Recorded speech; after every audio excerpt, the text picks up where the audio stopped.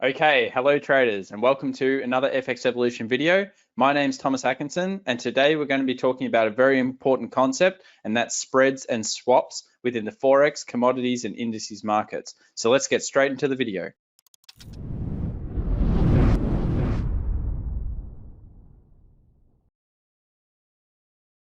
All right, well here we have the Euro US dollar 15-minute chart, and obviously a very heavily traded pair. Now we're in the MetaTrader 5 platform, very importantly, and if we right click on the screen, go to trading and click on new order, left click here, you'll be able to bring up the order window, and you'll see basically two lines here on the left hand side and some price here which represents these prices. Now if we were looking to buy the market, we would be getting this price. And if we were looking to sell the market or profit from short selling, we would get this price. And this is the bid and ask prices. The difference between these two is the spread. And this is very important that we always look at a window like this or an indicator before placing any trade. Now, if we have a quick look at gold, what happened recently is that gold during this point of high volatility may have looked good on this left-hand side, and you could see they were kind of close together, let's say, but the actual price between the bid and the ask was very high. So rather than it being, let's say around here, which is 0.3, 0.35, that type of spread amount, what we were seeing is we were seeing $2 spread. And you wouldn't necessarily have seen it from just this tick chart window, but you would have seen it by just doing a quick calculation. This number is obviously different to this number. What's the difference between them? And that is effectively the spread that you're going to be paying. Very important to do this every single time you place any order, whether that be an indicator, whether that be something like the Pepperstone advanced trading tools or your broker's advanced trading tools, but always check, because the costly mistake of not realizing your spread can be very high. Quick top tip, if you're trading indexes or indices outside of their main market trading, so that is if you're trading the ASX 200 and it's between 10 a.m. and let's say 4 p.m. when the market's open, you'll generally have a very tight spread. But if you're trading it outside of the general market, so if we go here and go new order, you'll notice that the spread here is around 3 to 4 points.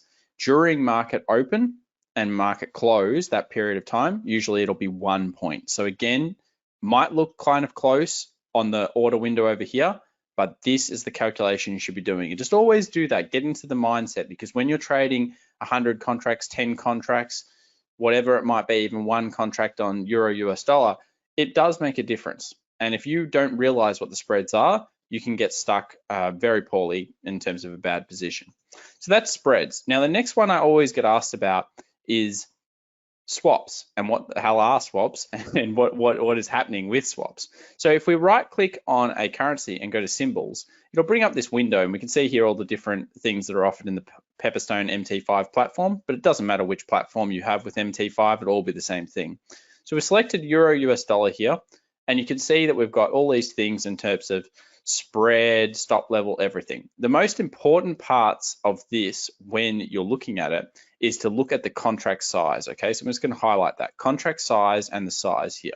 So this is $100,000, okay? So contract size of $100,000 is one contract in terms of the platform. Very important, one contract. So if we were to open one contract of Euro US dollar, these numbers we're about to talk about down below here are relevant to that particular contract size. Obviously, if you open two contracts, it would be double the swap.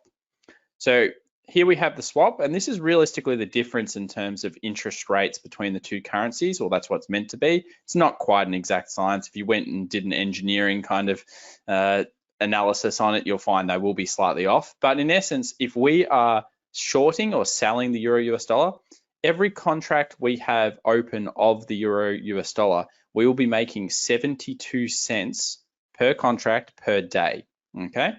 If we're long or buying the Euro US dollar, then we will be losing $4.53 per day, okay? That's the important part.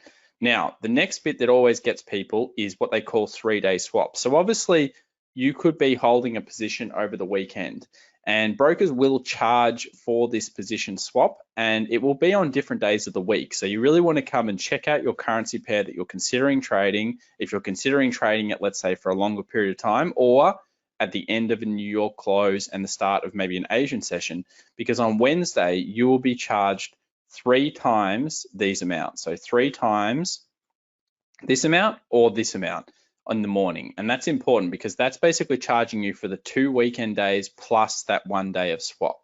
So if you're scalping and you get charged $4.53 times 3, that's not going to make you very, very happy, I'm sure. So do be aware of the 3-day swaps, and this will differ depending on the pair that you're trading.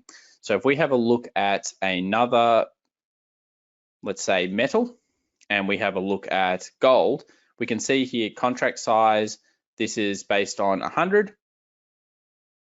If we scroll down, you can see here swap long and swap short, and they're both negative in this case, and again, the 3-day swap on Wednesday. So the most important part of all of this is always check the 3-day swap, the positive swap or the negative swap for each side before making a trade, and of course, check that spread. And if you check that spread and you check these swaps, then you won't have any of those kind of nasty things that happen to you when you're trading. We will be creating more videos in the future, and I'll be talking about specifically spot contract CFDs versus time expiry CFDs, another trap for a lot of people, especially when trading soft commodities and certain indices. So we will be talking about that. So make sure to subscribe, like, and comment on the video, and we'll be back soon with another video.